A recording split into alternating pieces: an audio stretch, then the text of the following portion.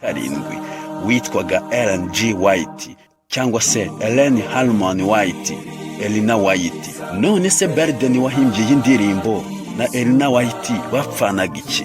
Mama wa Belden witwaga Sarah Harmon Belden yavukanaga na Elina White.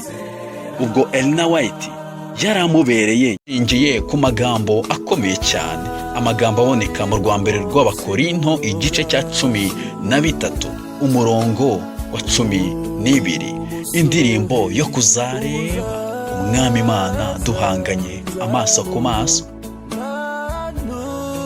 Ni indirimbo yitwa ngo nzabona Yesu Mwami, nkuyoboke Mwami nkuyoboke, naho natendekwa ku musaraba. N'abanyiririmbo bwakomeje kumugwa nabi cyane kugeza ubwo ahitamo kuva aho yabaga arigendera. Hashize igihe mu mugoroba umwe umurambo wa Joseph watoraguwe ku nkengero za kimwe mu biyaga byaho muri Canada. Joseph yapfiriye mu mahanga.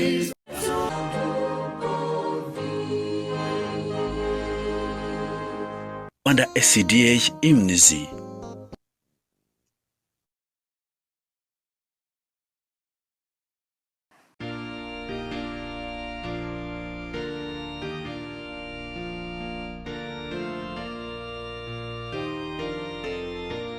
Nongeye kugusuhuza kandi nkwakira hano kuri Rwanda SDA Imnizi, nkubwira ngo amahoro y'Imana nabane nawe.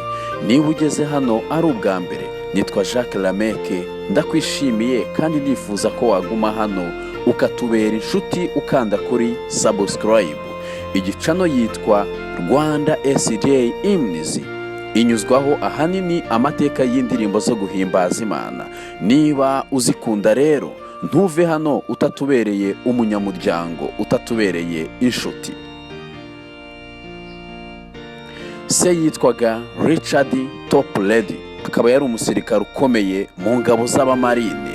Uyu se amaze gutabaruka nk'ingabo y'indahemuka, akaba yarahise ahabwa ipeti rya major. Nyamara se yapfuye nk'ingabo ikomeye y'intwari, ariko isize akana gato cyane kitwaga Augustus Montague Toplady. Uru ruhinja rutigeze kumenya se, rwari rugiye gusigarana mu isi n'umubyeyi umwe rukumbi, ari we mama we, nyina w'umuntu akabura ntikaboneke, ari we witwaga Catherine.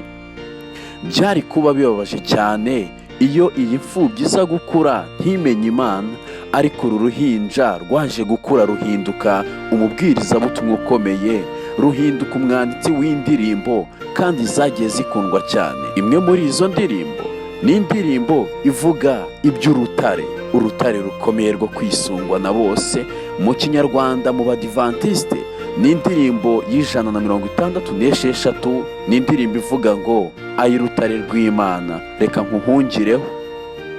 Ni indirimbo ifite amagambo yanditswe na Augustus Toplady, wavutse ahagana ku itariki 4 z'ukwa 11 mu 1740, akaza kuva mu mubiri ku itariki 11 z'ukwa 8 mu 1778. Uyu mugabo wa kera akaba yari umwangirikani wakuriye mu gihugu cy'Ubwongereza, akurarerwa na mama we Catherine nk'uko twabivuze. Mu mwaka wa 1755 uyu mama we n'umuhungu we bakaba barajyanye muri Ireland, aho Augustus yahise yiga muri college y'i Dublin yitwaga Trinity College. Rikaba ari ishuri rya Gikristo uyu muhimbyi w'iyi ndirimbo yanizemo. Kubibuka amateka ya Joseph Scriven wahimbye indirimbo Nta nshuti nziza nka Yesu, muribuka ko yakundanye n'umukunzi we wa mbere asoje kwiga muri iri shuri. Rero twavuga ko umuhimbyi w'indirimbo y'ijana n'uw'indirimbo y'166 bose bize ku kigo kimwe, nubwo ibihe byabo byari bitandukanye. Dukomeje rero kuri Augustus, ngo yemeye Yesu nk'umukiza we ubwo yari afite imyaka 16 y'ubukuru.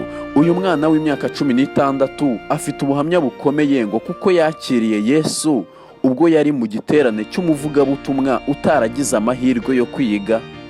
Yihanishijwe n'umubwirizabutumwa utarize. Ibyo mubwirizabutumwa yigishije nibyo byaviriyemo Augustus kwakira Yesu nk'umugenga w'ubuzima bwe.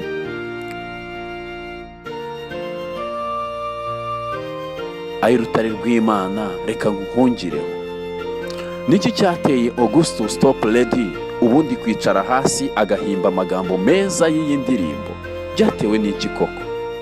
Augustus Montague Toplady bivugwa ko yanditse amagambo y'iyi ndirimbo nyuma yo kugenda ahantu hitwaga Gog Brington Combe mu Bwongereza. Augustus Montague Toplady bivugwa ko yanditse amagambo y'iyi ndirimbo nyuma yo kugenda ahantu hitwaga Gog Brington Combe ni mu Bwongereza. Toplady ibihe byarahindutse. Urabizi nawe, hari ubwo ujya nk'ahantu rwose ubona ikirere ari cyiza nta mvura, ariko mu gihe gito umaze kurenga imuhira ukabona irakubye, nyamara wanibagiwe umutaka, nuko ugashaka aho wugama ngo imvura ibanze ihite. No mu gihe cy'izuba nuko ikirere gihinduka tutabizi. Uko niko byagendekeye uyu Toplady, umuhimbyi w'iyi ndirimbo, maze ashaka uko yakwihisha ibyo bibi. Toplady muri uko kwihugika ahantu hafi y'urutare mu muyaga ukomeye, inganzo ye yamwerekeje mu kwandika amagambo meza y'indirimbo ivuga iby'urutare dukwiriye kwisunga, ari rwo Yesu.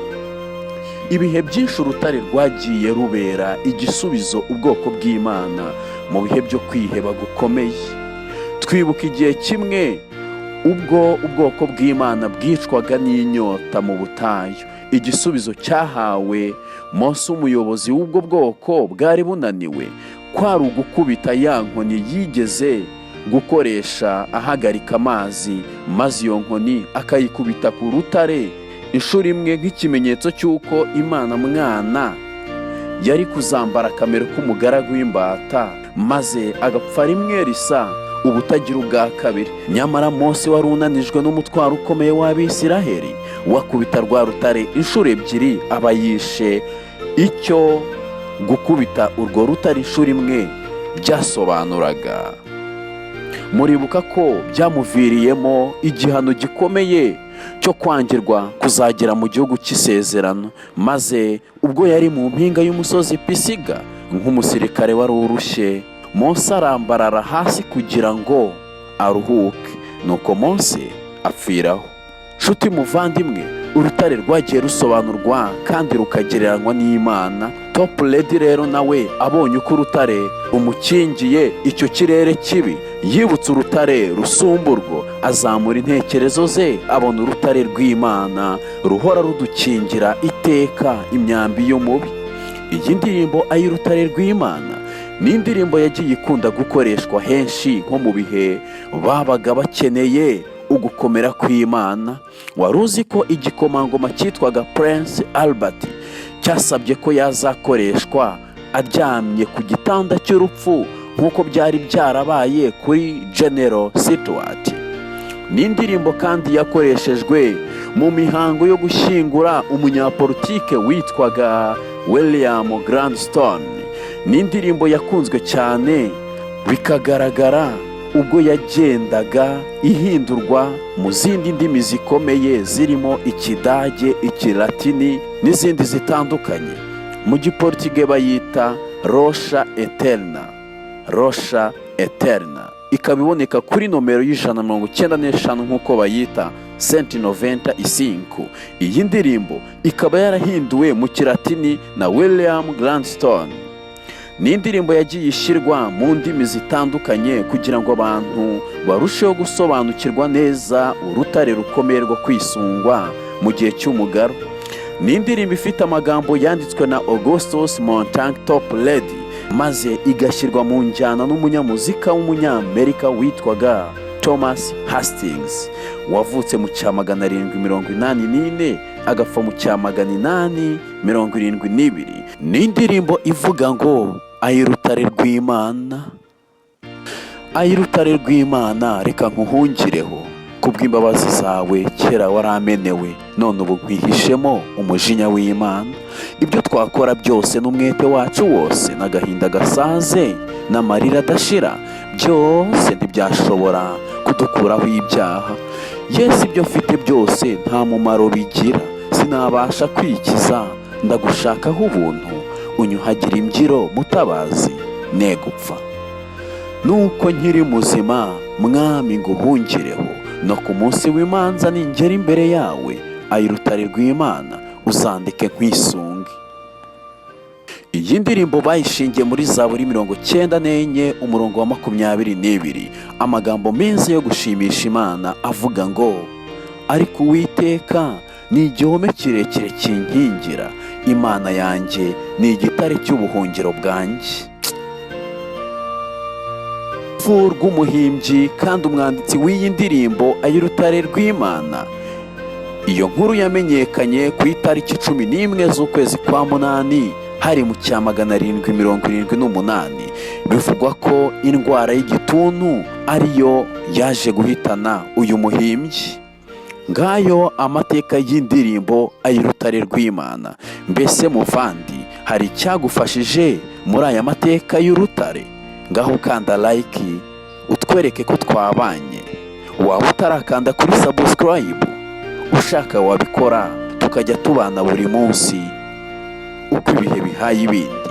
Niba kandi ufite inshuti ukunda kandi uzi ko ikunda aya mateka, wayisangiza iyi video ukanda hariya munsi handitse share, kugira ngo iyo nshuti irusheho kunezezwa n'aya mateka avuga iby'urutare. Nkwifurije ibihe byiza. Nitwa Jacques Lameke. Imana yo mu ijuru, urutare rukomeye, iguhe umugisha.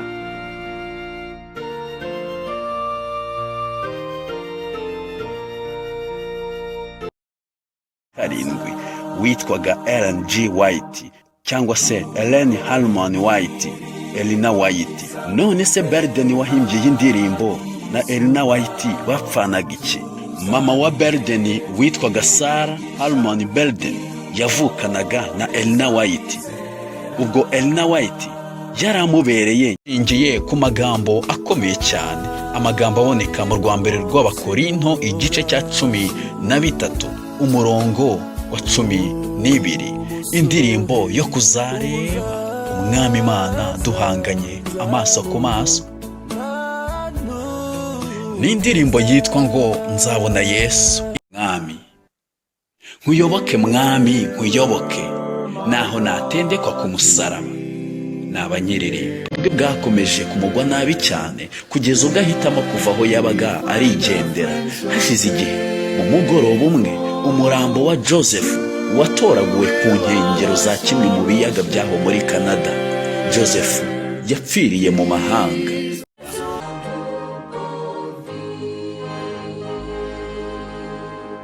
Rwanda SDA Imnizi